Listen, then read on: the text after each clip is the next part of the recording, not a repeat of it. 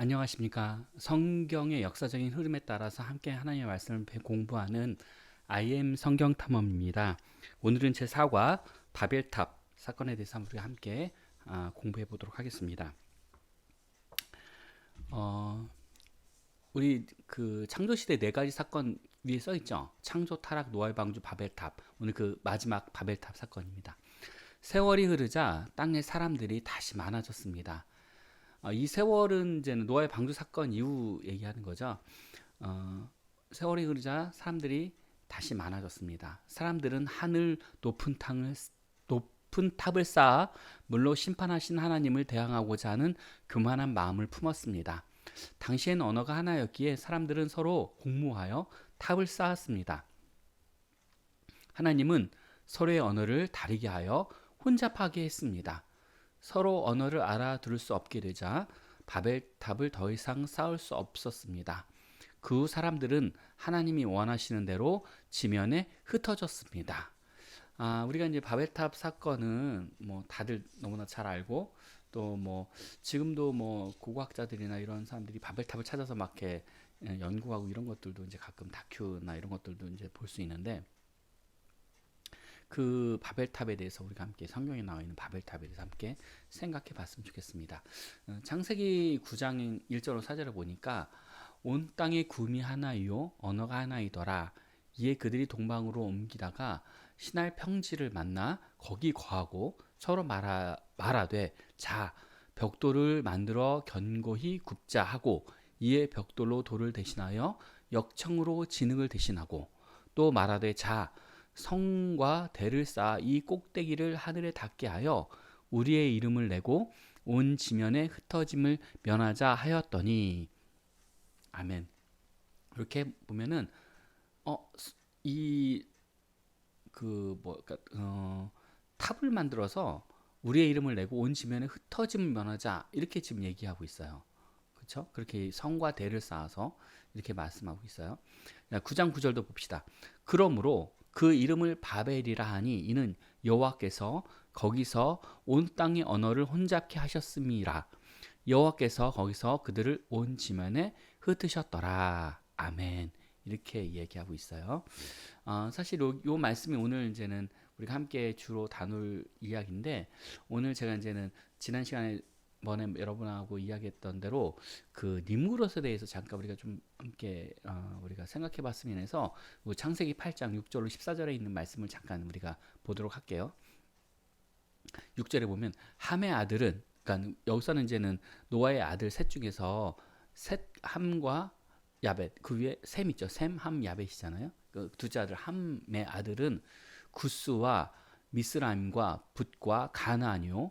구스의 아들은 스바와 하월라와 삽다와 라마드와 삽드가요. 라마의 아들은 스바와 드단이며 구스가 또 니므롯을 낳았으니 그는 세상에 처음 영걸이라. 이게 영걸이라고 나오죠. 그러니까 영호걸 뭐 그런 것 같아요. 그가 여호와 앞에서 특이한 사냥꾼이 되었으므로 속담에 이르기를 아무는 여호와 앞에 니므롯 같은 특이한 사냥꾼이로다 하더라. 자, 특이한 사냥꾼 이렇게 나오죠. 여호와 앞에서 특이한 사냥꾼이라고 지금 이야기를 하고 있습니다. 그의 나라는 신할 땅, 그러니까 신할 평야죠. 평야의 바벨과 에렉의 아갓과 갈레에서 시작되었으며 그 바벨에서 시작됐다고 나오죠. 그가 그 땅에서 아수르로 나가 니느웨와 르보힐, 그러니까 저기 아수르와 니느웨는 여러분 혹시 기억나실지 모르겠지만 잘 모르실 수도 있는데 그 북이스라엘 쳤던 나라가 아수르잖아요. 그러니까는 지금 이 지금 니느웨이가 그러니까 바벨론이 있는 북쪽이죠. 북쪽의 아수르 땅인데 거기가 니느웨이 성이잖아요. 나아가 니느웨이와 르보딜과 갈라와 및 니느웨이와 갈라 사이의 레센 이는 큰 성이라를 건축하였으며 이 성을 건축했대요. 누가? 아니 지금 나온 니무롯에 대해서 지금 설명하는 거예요. 그의 나라가 이렇게 지금 얘기하고 있잖아요. 그의 나라의 조상, 그의 나라가 나중에 뭐예요? 바벨과 아수르가 지금 되고 있는 거예요. 13절에 미스라임은 이렇게 나오죠. 미스라임은 루딤과 아나빔과 르하빔과 납두힘과 바드루심과 가슬루임과 갑도림을 낳았더라. 블레셋이 가스루 힘에게서 나왔더라. 이렇게 나오죠. 그러니까 요뭐 13절 14절 그렇고요. 12절까지 보면 이게 지금 리므롯과 리므롯이 어떤 사람이고 그의 나라가는 이렇게 시작되는 10절에 신할 땅의 바벨과 에렉과 아깝과 갈레에서 시작되었으며 그가 땅에서 아수르로 나아가 이렇게 나오죠. 그러니까 아수르 땅까지 갔다는 얘기죠. 니느웨이와 르호보딜과 갈라와 및 니느웨이와 갈라 사이에 레센을 건축한 그러니까 큰 성을 건축했다고 그쪽에 큰 성을 건축했다고 지금 이야기를 하고 있는 거죠. 아, 우리 사실은 이 니무롯이라는 인물을 저도 잘은 몰랐는데 이걸 공부하면서 사실 니무롯에 대해서 관심을 좀 갖게 됐고, 여러분도 좀 이 인물에 대해서 좀 관심을 가지면 좋겠다라는 생각을 좀 해서 이 시간에 이 인물에 대해서 좀 더 한번 공부해봤으면 좋겠어요. 자, 바벨탑에 대해서 우리가 한번 생각을 해보려고 하는데, 그러니까 인간이 바벨탑을 쌓으려고 하는 이유, 이제 앞에 성경에도 나와 있는데 첫 번째가 우리의 이름을 내기 위해서 이렇게 얘기하고 있어요. 그리고 두 번째가 우리의 흩어짐을 면하기 위해서 두 가지의 목적을 두고 이 바벨탑을 쌓았어요. 처음에 우리의 이름을 내고, 그러니까는 바벨탑을 쌓는 이유가 자기 이름을 내려고 하는 거예요. 이거는 뭐냐면 하나님처럼 되려고 하는 우리의 교만함을 지금 상징하고 있어요. 바벨탑 이 사건은. 그다음 두 번째 흩어짐을 면하기 위해서 이 흩어짐을 면한다는 것은 하나님의 약속을 믿지 않고 홍수를 두려워하는 걸 게 첫 번째예요. 그러니까는 홍수가 두려워서 혹시나 또 우리가 물로 심판당할까봐 또 올라가면 살려고 지금 이렇게 높은 탑을 짓는 거거든요. 또 창세기에 아담과 하와에게 얘기했던 땅을 정복하고 다스리라고 하는 그 하나님의 명령 있잖아요. 그것을 어떻게 보면 불순종하는 인간의 모습을 볼 수 있어요. 그러니까는 흩어짐을 면한다라고 하는 건 단순히 우리가 모여서 같이 잘 살자 이런 개념이 아니라 첫 번째는 하나님의 지상 명령인 우리 인간의 창조 명령이 이 땅을 다스리고 정복하는 건데 그것에 일단은 반역을 하는 거죠.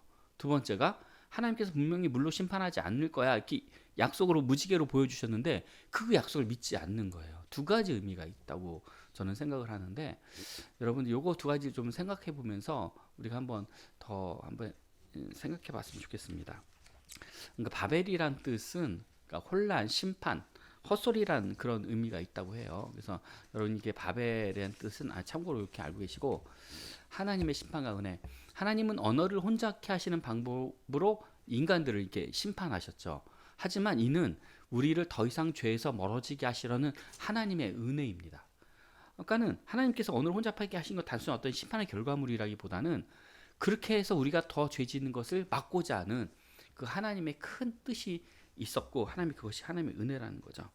자, 다시 한번 우리 생각해보면 인간의 바벨탑을 건설하는 목적이 우리의 이름을 내자 이렇게 나죠. 이건 뭐 자신의 이름을 내고 자신이 더 영광을 받길 원하는 거예요. 하나님의 영광을 가로채고자 하는 우리의 어떤 인간의 교만함이고 흩어짐을 면하자고 하는 것은 아까 말씀드렸듯이 하나님의 명령이 이 땅을 다스리고 정복하라고 하는 하나님의 명령에 불순종한 우리의 모습을 지금 보여주고 있는 거예요. 그 다음에 하늘에 닿고자 하는 욕망이 있어요. 뭐냐면 자신들이 하나님처럼 되려고 하는 거야. 우리 힘을 내고 우리의 탑이 하늘에 닿았자. 이거 내가 하나님처럼 되겠다는 거거든요. 그리고 야기했지만 그 홍수를 두려워해서 흩어짐을 면한다는 것은 홍수를 피하고자 하는 마음이에요. 분명히 하나님께서 물로 심판하지 않겠다고 약속하셨는데 그 약속을 믿지 않는 거죠. 하나님을 신뢰하지 않는 거예요. 그러니까 이런 의미가 지금 네 가지 정도가 있고 또 하나는 마지막으로 이때 이 바벨탑을 이제 고고학자들은 뭐 지금의 지구라트 그러니까는 이 지구라트는 이제 달의 신전을 얘기한다고 하는데 그러니까 달을 우상 숭배했다라고 하는 그런 이야기도 있어요. 뭐 그게 맞는지 안 맞는지까지는 저도 잘 모르겠지만 그것이 맞다고 하면 사실 이거는 하나님보다 달을 섬기는 그런 모습인 거거든요. 우상을 섬기는 거죠. 그러니까는 우리가 다스리고 정복해야 될 대상의 눈에 얘기지만 그것을 자꾸 우리가 섬기는 거예요. 그래서 이 바벨탑의 건설의 목적을 우리가 잘 보면 다시 한번 정리해 보면 우리의 이름을 내자, 흩어짐을 면하자, 우리 인간 하늘에 닿고자 하는 욕망, 그다음에 홍수를 피하고자 하는 우리 욕심, 그리고 하나님이 아니라 다른 신을 섬기려고 하는 그런 우리의 어떤 악함, 이런 것들이 다 이게 내포되어 있는 거죠. 근데 그럼에도 불구하고 하나님은 우리에게 심판을 통해서 은혜를 베푸시는데 하나님은 언어를 혼잡케 하심으로 우리가 더 이상 죄를 안 짓게 하시고, 그리고 하나님의 원래의 뜻이 우리가 이 하나님께서 창조하신 이 세상을 다스리고 정복하는 거잖아요. 그럼 다스리려면 정복하려면 어떻게 해요? 다 나가야 되는 거잖아요. 그러니까 그것을 하기 위해서 하나님이 언어를 혼잡케 하시고 흩어뜨리셨어요, 인간들을. 그러므로 말미암아 하나님의 뜻도 이루시고 하나님께서 인간을 더 이상 심판하지 않으시는, 그 어떻게 보면 하나님의 은혜죠. 이게 하나님의 은혜입니다. 우리 인간은 하나님의 뜻에 불순종하려고 하는 본성이 있어요. 왜? 우리가 죄의 자식이기 때문에, 사탄의 자식이기 때문에 그렇죠. 그러나 하나님은 우리에게 은혜를 베푸셔서 하나님의 뜻을 이루어 가십니다. 그러니까는 우리는 악하지만 하나님이 그 악한 방법을 심판하시면서 하나님 우리에게 은혜를 베풀어 주신다는 거죠. 그 2번을 잠깐 볼게요. 그 하나님께 대항하는 이 니무롯의 이제 창세기 아까 이제 오른쪽에 이제 읽었는데 10장 8절에 14절에 니무롯은 인류 최초의 독재자입니다. 그러니까는 저주받은 함의 일단 손자예요.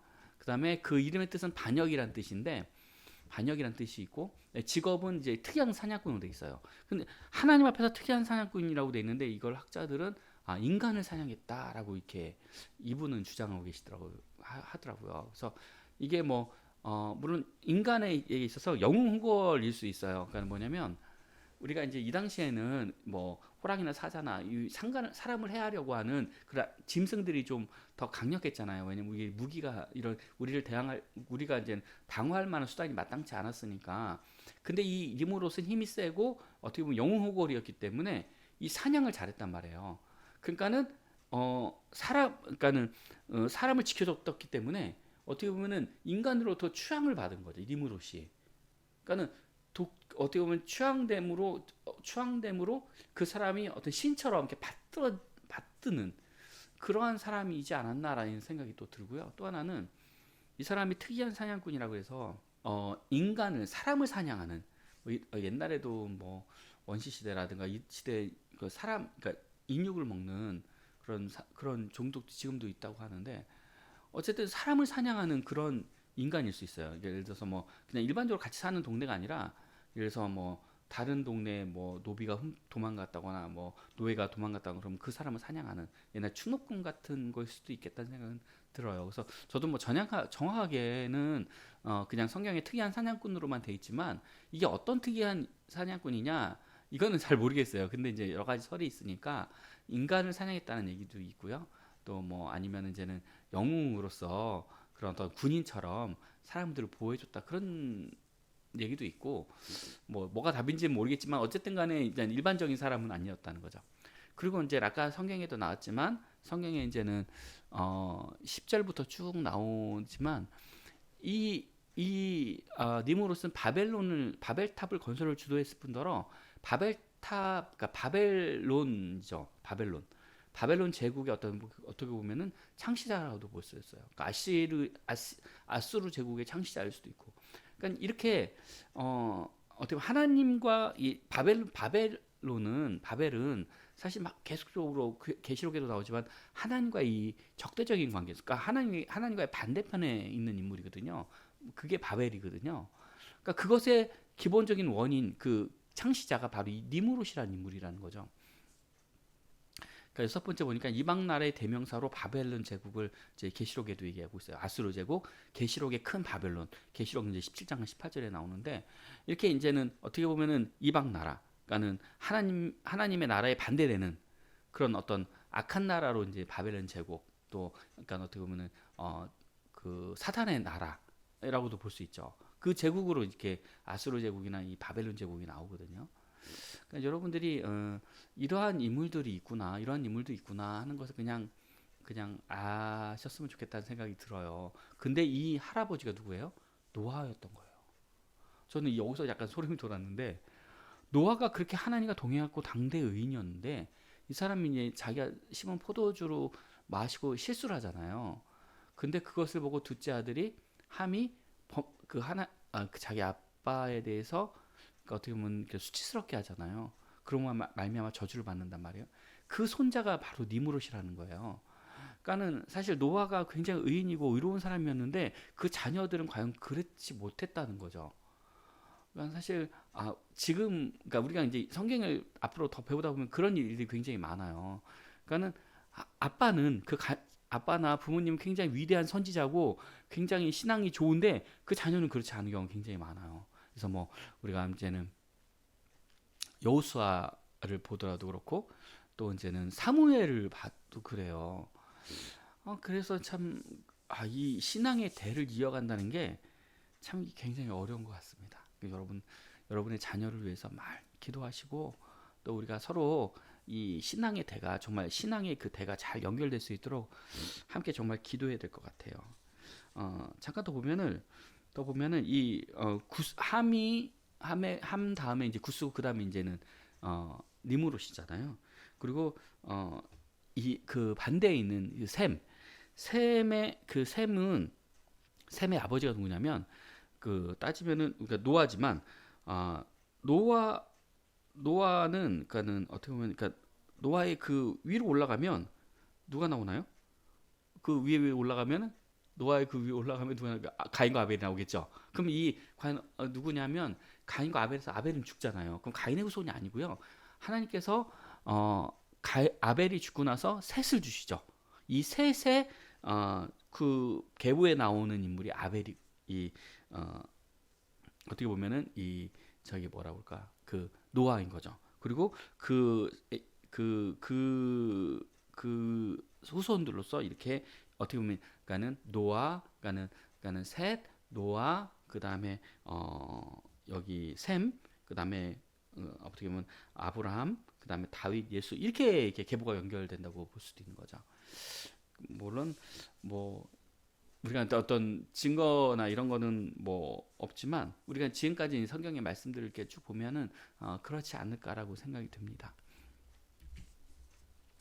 아, 이 바벨은 우리의 어떻게 보면은 하나님처럼 높아지려고 하는 인간의 교만의 어떤 큰 상징과도 같아요. 그래서 우리가 이 바벨탑을 좀 생각하면서 나의 교만함을 좀 이렇게 생각해 봤으면 좋겠습니다. 먼저 우리 복습하기를 볼게요. 사람이 바벨탑을 쌓으려는 이유를 두 가지 적어 보세요. 이렇게 나왔어요. 우리 아까 한 5가지, 4가지 정도 이렇게 설명을 했는데 처음에 성경에 나오면 자신의 이름을 내기 위해서, 흩어짐을 면하기 위해서, 또 하늘에 닿고자 하는 그런 욕망들이 있었던 거죠. 네. 자, 두 번째, 바벨이란 이름의 뜻은 아까 잠깐 설명이 됐었는데 어떤 거였죠? 네, 맞습니다. 혼란함, 또 혼잡함, 헛소리, 또 심판이라는 의미가 있어요. 바벨은. 세 번째, 하나님은 바벨탑을 쌓은 사람에게 어떠한 벌을 내리셨나요? 네, 어떠한 벌을 내리셨죠? 네, 맞습니다. 사람의 언어를 혼잡게 하셨죠. 그리고 그걸로 말미암아 또 인간을 흩으셨어요. 결국 뭐냐면 하나님은 인간을 창조하신 원래 목적대로 흩어지게 하시려고 언어를 다르게 하신 것도 하나님의 은혜라고 봅니다. 그래서 여러분들이 그것을 기억해 주셨으면 좋겠고요. 우리 창조 시대 흐름 잡기 한번 다시 봅시다. 우리 창조 그러니까 12시대 중에 첫 번째 창조 시대에 4가지 사건이 있다고 그랬죠. 처음에 4가지 사건 중에 첫 번째가 창조, 두 번째 타락, 세 번째 맞아요. 노아의 방주, 네 번째 바벨탑. 자, 다시 한번 창조, 타락, 노아의 방주, 바벨탑. 요 4가지 여러분 기억해 주셨으면 좋겠고요. 한번 우리 삶에 한번 적용해 봅시다. 첫 번째, 나의 바벨탑은 무엇일까요? 무엇일까요? 그러니까 내가 하나님보다 더 높아지려고 하는 것, 또는 내가 하나님보다 더 의지하는 것, 이게 바로 나의 바벨탑일 수 있는데, 내가 하나님보다 더 높아지려고 하는 교만함, 이런 것들은 무엇이 있을까요? 내가 하나님보다 교만해지려고. 그러니까 어떻게 보면 교회에서도 마찬가지고, 또는 이제는 여러 가지 함에 있어 사회생활이나 가정에서 내가 하나님보다 앞서 나가는 거. 어떻게 보면은 내가 다른 사람 무시하고 사람 자체를 무시하고 또는 어떤 교만하게 행동하는 그런 모든 것들이 어떻게 보면 나의 바벨탑이 아닐까. 또는 이제 내가 하나님보다 더 의지하는 것들도 있었어요. 물론 그것들이 우상이지만 그런 것들도 어떻게 보면 내가 더 하나님보다 의지하는 것들도 나의 바벨이 될 수도 있죠. 근데 여기서는 내가 더 하나님과처럼 되려고 하는 것. 그게 또 하나님의 명령을 하나님께서 하나님 말씀을 불순종하는 것. 그런 것들이 어떻게 보면 나의 바벨탑이죠. 네, 그런 것들 한번 여러분 적어보시고요. 두 번째, 하나님이나 사람에게 교만하게 행동을 한 경험을 적어봅시다. 이렇게 돼 있는데 우리가 이제 내가 하나님 앞에 무슨 교만해? 뭐 이렇게 사실 생각할 수 있는데 우리의 교만함은 뭐냐면 자꾸 나를 드러내려고 하는 거예요. 그러니까 내가 하나님의 영광을 가로채는 거죠. 하나님께 영광을 돌려야 되는데 내 이름을 자꾸 내는 거야. 사실 이런 거 되게 많아요. 우리 교회에서 보면 생각보다 많아요. 자꾸 이제 영광을 하나님께 돌린다고 말은 하지만 실제로는 자기가 자꾸 자기 이름을 드러내고 자신을 드러내려고 하는 저에게도 그런 게 많아요. 뭐 누구를 특히 지칭하는 게 아니라 저를 지칭하는 거거든요. 그래서 우리가 이 교만함에 대해서 이거 정말 경계해야 돼요. 그래서 우리가 여기 잠언에도 보면 교만은 패망의 선봉이요 거만한 마음은 넘어짐의 앞잠이라 이런 말씀이 있잖아요. 이게 잠언 18장 16절이었나? 제가 정확히 기억을 못 하겠는데 여러분 이 교만함은 정말 우리가 끝까지 우리가 하나님 앞에 우리가 회개해야 될 부분이고 또 우리가 이걸 참 겸손하게 나가야 될 부분인 것 같아요. 늘 경계해야 될 부분인 것 같아요. 이 교만함은. 그래서 우리가 하나님처럼 되려고 하는 것, 내가 하나님보다 앞서려고 하는 것, 그렇잖아요. 우리 삶의 주인이 하나님이신다고 고백하면서도 결국은 나의 주인은 내가 될 때가 얼마나 많아요. 그게 바로 우리의 교만함이죠. 하나님을 인정하지 않으려고 하는 것, 하나님을 자꾸 내 주인의 자리에서 내려놓게 하고 내가 자꾸 주인이 되려고 하는 것, 이런 우리의 모습이 더 이상 있지 않도록 우리 함께 기도하면서 우리의 신앙을 날마다 점검하며 나가는 저와 여러분 되었으면 좋겠습니다. 우리 함께 기도하고 마치도록 하겠습니다. 하나님 감사함을 드립니다. 하나님 우리가 바벨탑의 이 사건을 보면서 나의 교만함을 바라봅니다. 하나님 참으로 내가 하나님보다 앞섰던 것, 하나님의 영광보다 나의 이름을 더 드러내려고 했던 것, 그리고 하나님 말씀에 불순종했던 내 모습들을 하나님 용서하셔서 아버지 하나님 우리 이 배우는 우리 모든 유튜버들이 정말 하나님 앞에 겸손함으로 순종함으로 나올 수 있는 모든 우리 유튜버들 되어줄 수 있도록 도와주시길 원합니다. 주님께서 함께 하시고 한 주간도 지켜주시고 다음 주에도 우리가 건강한 모습으로 만날 수 있도록 도와주시길 원합니다. 예수님의 이름으로 기도드렸습니다. 아멘. 여러분 감사하고요. 우리 다음 시간에 만나도록 하겠습니다. 예, 감사합니다.